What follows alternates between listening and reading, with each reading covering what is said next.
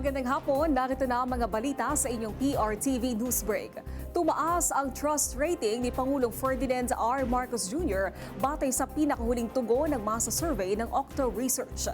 Isinagawa ang survey noong March 19 hanggang 25 ngayong taon. Lumalabas na nakabawi ang Pangulo sa kanyang trust rating na umakyat sa 54% mula sa 48% Disyembre noong nakaraang taon. Umakyat din sa 55% ang performance rating mula sa 51% sa parehong panahon. Ayon sa Octo Research, maaaring nakatulong sa pag-angat ng trust rating ang mga hakbang ng gobyerno sa modernisasyon at ang mabilis sa pagtugon sa mga issue sa Middle East. Samantala, bumaba naman sa 50% mula sa 54% mula Disyembre noong nakaraang taon ang performance rating ni VP Sara Duterte. Naitala sa 55% ang kanyang trust rating na bahagyang angat mula sa 53% sa parehong panahon. Ayon sa Octo Research, posibleng nagiging mapanuri ang publiko sa performance ng pangalawang Pangulo. Pamahalaang lungsod ng Quezon tiniyak na magdaragdag ng water station sa payout center ng Cash Aid sa Quezon Memorial Circle. Kasunod ng pagkasawi ng isang rider habang nakapila sa fuel subsidy noong Sabado. Ang iba pang detalye alamin natin mula kay JM Pineda. JM. Yes, Naomi, maglalagay na nga ng dagdag na water station ng Quezon City LGU sa Quezon Memorial Circle na isa sa mga payout center ng cash distribution ng DSWD para sa mga driver. Matatandaan na nitong Sabado lang ay isang rider ang nasawi matapos atakihin umano sa puso habang nakapila sa nasabing payout center. Ayon kay Quezon City Mayor Joy Belmonte, mahigpit ang pagbabantay at handa umano ang QCDRRMO sa mga ganitong sitwasyon. Respondihan na rin daw nila agad ang insidente. Nilinaw rin ni Belmonte na hindi taga Quezon City ang rider at pinabulaanan rin niya ang unang napaulat na nasawi ito dahil sa init.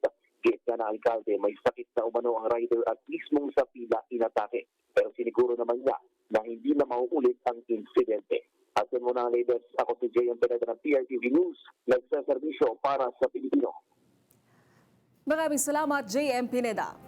Formal na ang naghain ng petisyon ng transport group na Piston sa LTFRB para sa 10 pisong dagdag pasahe sa jeep.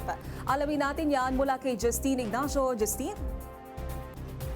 Nauni 10 pisong provisional fare increase ang hiling ng isang grupo ng mga tsuper ng jeep na formal lang inihain ngayong umaga sa tanggapan ng Land Transportation Franchising and Regulatory Board. Lalabas na mula sa base fare na 13 pesos, magiging 23 pesos na ito sa traditional na jeep. Ayon kay Piston President Camo Di Floranda, ito'y para matiyak na mabubuhay pa rin ang mga tsuper at operator na pinipilay na ng mataas na presyo ng diesel. Patuloy pa rin niyang umaaray ang mga driver at operator kahit pa may mga nagdaang kakarampot na rollback dahil hindi pa rin na ibabalik sa dating presyo ang crudo bunga ng sigalot sa Middle East. Ayon pa kay Floranda, bagamat pahirap para sa commuter ang fare hike, kasabay na rin naman ng kanilang panawagan ang hiling sa pamahalaan na dagdag sahod para sa mga manggagawa. Inanunsyo rin ng grupo ang pagsasagawa ng nationwide protest at transport strike simula bukas, April 21. At yan muna ang latest. Ako si Justine Ignacio ng PRTV News, nagseserbisyo para sa Pilipino. Maraming salamat, Justine Ignacio.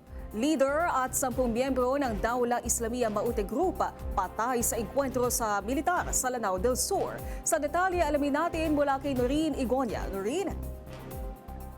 Kinumpirma ng 103rd Brigade ng 1st Infantry Division ng Philippine Army na napatay sa engkwentro ng kanilang mga tropa ang 10 miyembro ng Dawla Islamia Maute Group sa nangyaring operasyon sa Barangay Banga, Pantar, Bayan ng Marantao, Lanao del Sur, umaga nitong Biyernes, Abril 17. Kabilang sa mga nasawi ang kanilang senior leader na kinilalang si alias Usman, kanyang sub-leader na si alias Benji, mga kasamang sina alias Orak, alias Pakmin, alias Nasif, alias Turab, alias Yakina na asawa ni alias Benji, alias Pulinda na asawa ni alias Usman at 2 di pa kilalang mga babae. Sa investigasyon, sinamahan ng mga tropa ng militar ang CIDG BARM upang magsilbi ng warrant of arrest sa naturang grupo sa kanilang hideout dahil sa mga kasong murder, frustrated murder o frustrated homicide, kidnapping at serious illegal detention. Ngunit nanlaban ang mga suspect dahilan upang magkaroon ng putukan na tumagal ng isang oras. Ang mga suspect din ang itinuturong nasa likod ng paghahasik ng kaguluhan sa ilang mga lugar sa Lanao del Sur at Lanao del Norte, kabilang narito ang pananambang na ikinasawi ng 4 na kasundaluhan at ikinasugat din ng isang tropa noong Enero 23 sa Barangay Lininding, Munay, Lanao del Norte. Bagamat kinumpirma ng 103rd Brigade na nasawi na ang mga responsable sa pananambang, hindi pa rin natapos doon ang kanilang operasyon. We are highly monitoring yung possible resurgence, no? But as much as possible, we would like to prevent yung resurgence itong grupo na ito dito sa Lanao. That's why continue po yung ating intensive po yung ating monitoring, no? Relative doon sa other members who baka mayroon pang naiwan, no? Wala namang naitalang sugatan sa mga tropa ng militar at pulisya. Mula dito sa Davao, Noreen Igonia ng PRTV News, nagseserbisyo para sa Pilipino. Maraming salamat, Noreen Igonia. At yan ang mga balitang nakalap ng inyong PRTV Newsbreak. Live kami sa free-to-air Beam Channel 31, Signal Channel 31 at sa YouTube. Tumutok din sa aming social media accounts sa Instagram, Facebook at TikTok sa PRTV Prime Media. Ako po si Naomi Tiburcio. Magandang hapon.